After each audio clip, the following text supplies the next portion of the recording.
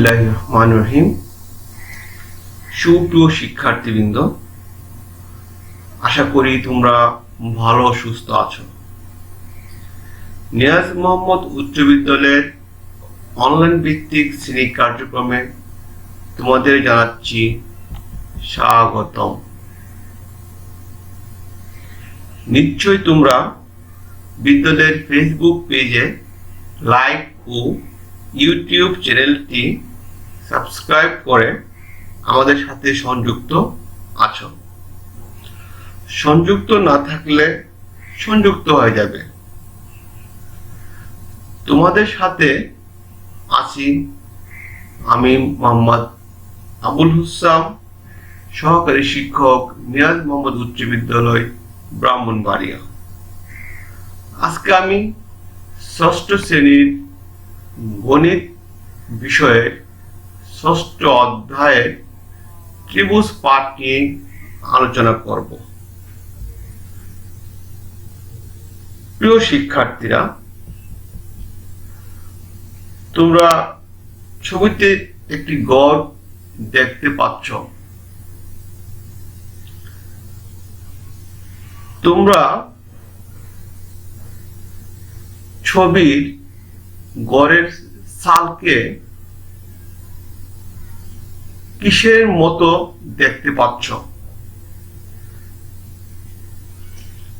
হ্যাঁ, এটি দেখতে ত্রিকোণ আকৃতির, অর্থাৎ ত্রিভুজ আকৃতির।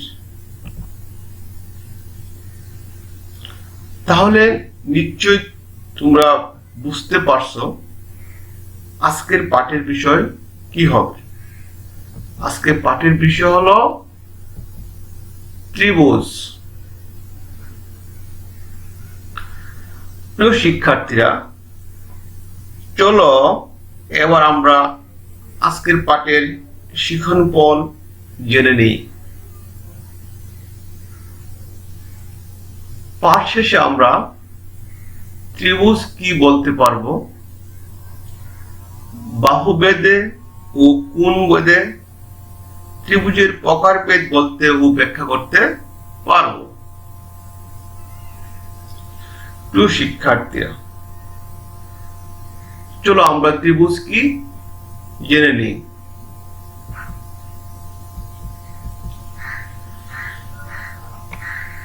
তিনটি রেখাংশ দ্বারা আবদ্ধ ক্ষেত্রকে ত্রিভুজ বলে। এখানে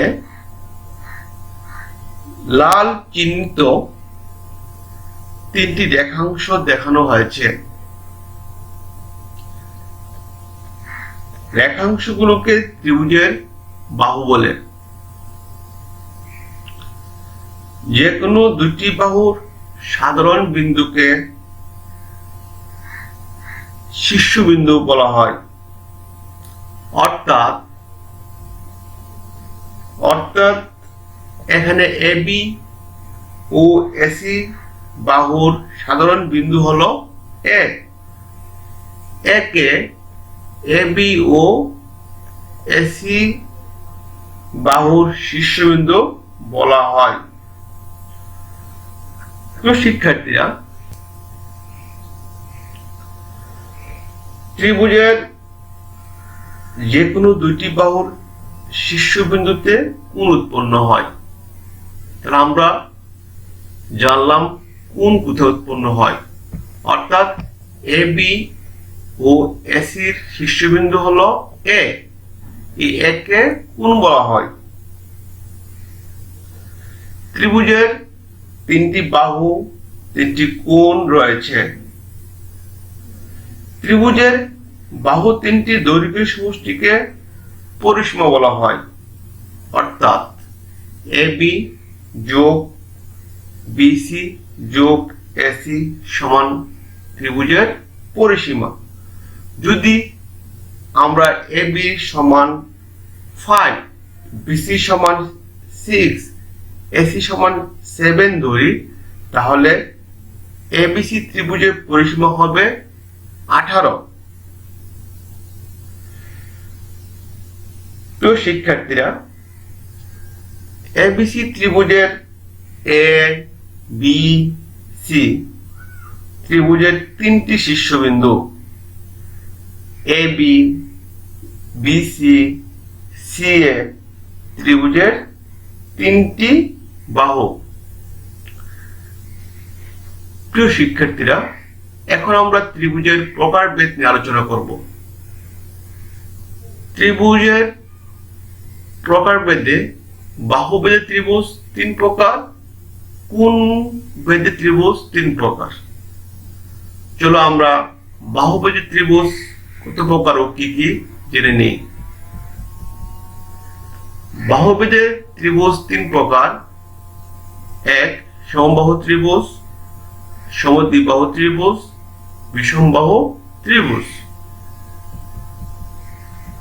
সমবাহু ত্রিভুজ, যে ত্রিভুজের তিনটি বাহুরই দৈর্ঘ্য সমান তাকে সমবাহু ত্রিভুজ বলে। সমবাহু ত্রিভুজের ক্ষেত্রে প্রতিটি কোণের মান 60 ডিগ্রি। আমরা আগে বলেছি যে কোনো ত্রিভুজের তার মান হলো 180 ডিগ্রি। সমবাহু ত্রিভুজের যে বৈশিষ্ট্যগুলো হলো, যেহেতু বাহুগুলো পরস্পর সমান, কোণগুলো হবে পরস্পর সমান। অর্থাৎ এবি সমান বিসি সমান সিএ, সুতরাং তার কোণগুলো হবে সমান। অর্থাৎ অ্যাঙ্গেল এ সমান অ্যাঙ্গেল বি সমান অ্যাঙ্গেল সি, এবং প্রত্যেকটা কোণের মান হবে 60 ডিগ্রি। সমবাহু, যে ত্রিভুজের যে কোনো দুটি বাহুর দৈর্ঘ্য সমান তাকে সমদ্বিবাহু ত্রিভুজ বলে। সমদ্বিবাহু ত্রিভুজের শীর্ষ কোণ 90 হলে অপর সমান দুটি বিপরীত কোণ 45 ডিগ্রি হবে। অর্থাৎ সমদ্বিবাহু ত্রিভুজের দুইটা বাহু সমান হলে তার দুইটা কোণও সমান হবে, তবে তার শীর্ষ কোণের মান হবে 90 ডিগ্রি। এখানে এ বি ও এসি এর শীর্ষ কোণ হলো এ। এ বি সমান 5 হলে এসি সমান হবে 5, তার মানে বি কোণ সমান সি কোণ। প্রিয় শিক্ষার্থীরা, আমরা এখন বিষমবাহু ত্রিভুজ সম্পর্কে জানব। বিষমবাহু ত্রিভুজ, যে ত্রিভুজের তিনটি বাহুর দৈর্ঘ্য 3 রকম তাকে বিষমবাহু ত্রিভুজ বলে। বিষমবাহু ত্রিভুজের তিনটি কোণই পরস্পরের সঙ্গে অসমান হয়। অর্থাৎ এবি বিসি এসি এই তিনটি বাহুই কোনো বাহুর সমান নয়। সুতরাং তিনটি বাহু যদি সমান না হয়, তিনটি কোণও সমান হবে না। তো শিক্ষার্থীরা, আমরা এখন কোণ ভেদে ত্রিভুজের প্রকারভেদ জানব।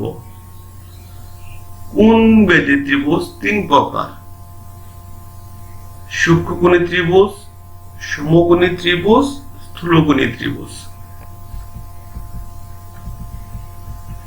প্রিয় শিক্ষার্থীরা,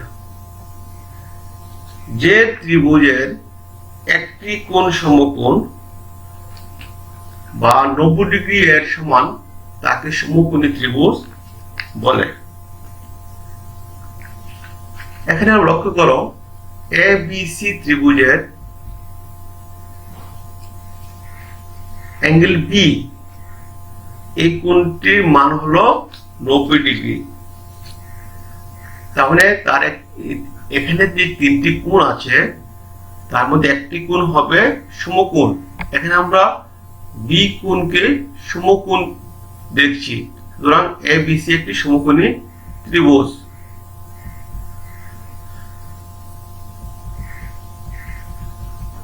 সূক্ষ্মকোণী ত্রিভুজ, যে ত্রিভুজের 3টি কোণই সূক্ষ্ম কোণ অর্থাৎ 90 ডিগ্রির চেয়ে কম তাকে সূক্ষ্মকোণী ত্রিভুজ বলে। অর্থাৎ এর কোনো কোণই 90 ডিগ্রির চেয়ে বেশি নয়। তাহলে সূক্ষ্মকোণী ত্রিভুজ বলতে আমরা কি বুঝি? যে ত্রিভুজের প্রত্যেকটা কোণের মানই 90 ডিগ্রির চেয়ে কম। স্থূলকোণী ত্রিভুজ। স্থূলকোণী ত্রিভুজ যে ত্রিভুজের একটি কোণ স্থূলকোণ অর্থাৎ ত্রিভুজের 3টা কোণের মধ্যে একটা কোণের মান 90 ডিগ্রির চেয়ে বেশি তাকে বলা হয় স্থূলকোণী ত্রিভুজ। এখানে বি কোণের মান 90 ডিগ্রির চেয়ে বেশি আর বাকি দুইটা কোণ সূক্ষ্মকোণ। তার মানে যে ত্রিভুজের একটি কোণ স্থূলকোণ বা 90 এর চেয়ে বেশি তাকে স্থূলকোণী ত্রিভুজ বলে। প্রিয় শিক্ষার্থীরা, আমরা ত্রিভুজের প্রকারভেদ জানলাম। নিশ্চয় তোমরা খাতা কলম নিয়ে বসে আছো। আজকে আমরা কিছু প্রশ্নের মাধ্যমে পাঠের মূল্যায়ন করব। ত্রিভুজের বাহু কয়টি? আমরা আগে বলছি ত্রিভুজের বাহু হলো 3টি। কোণ বেধে ত্রিভুজ কত প্রকার? কোণ বেধে ত্রিভুজ 3 প্রকার। সমকোণী ত্রিভুজ, সূক্ষ্মকোণী ত্রিভুজ, স্থূলকোণী ত্রিভুজ। বাহু বেধে ত্রিভুজ কত প্রকার? বাহু বেধে ত্রিভুজ কয় প্রকার? 3 প্রকার। সমবাহু ত্রিভুজ, সমদ্বিবাহু ত্রিভুজ, বিষমবাহু ত্রিভুজ। প্রিয় শিক্ষার্থীরা, নিশ্চয়ই তোমরা খাতা কলম নিয়ে আজকে ক্লাসে আছো।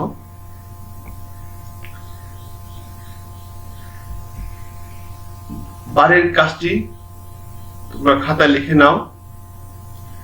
স্কুল খোলার পর ক্লাসের প্রশ্ন উত্তরটি লিখে দেখাবে। ত্রিভুজ কাকে বলে, ইহা কত প্রকার ও কি কি? বাহুবেধে ত্রিভুজের প্রকারভেদ বর্ণনা করো। কোণ বেধে ত্রিভুজের প্রকারভেদ বর্ণনা করো। আজকের মতো আমার ক্লাসটি এখানে শেষ করব। আশা করি পরবর্তী ক্লাস নিজে দেখবে এবং সহপাঠীদেরকে দেখার আমন্ত্রণ জানাবে। সবাই সুস্থ ভালো থাকবে। সবাইকে ধন্যবাদ।